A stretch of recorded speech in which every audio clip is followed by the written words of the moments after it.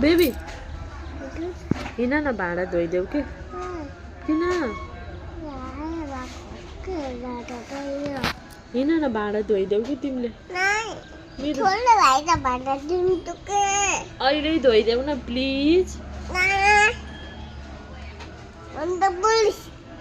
हो यता हेर न यहाँ अहिले धोइदेऊ न अहिले पनि ठुलो भइसक्यौ के तिमी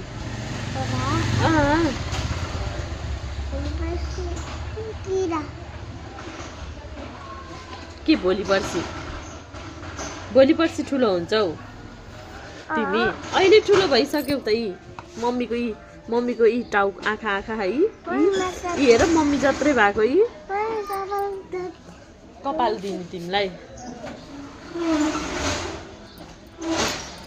बेबीको कपाल पखाए बेबी तिमी काम गर्देऊ न म बस्छु के तिमी काम गर हुन्छ किन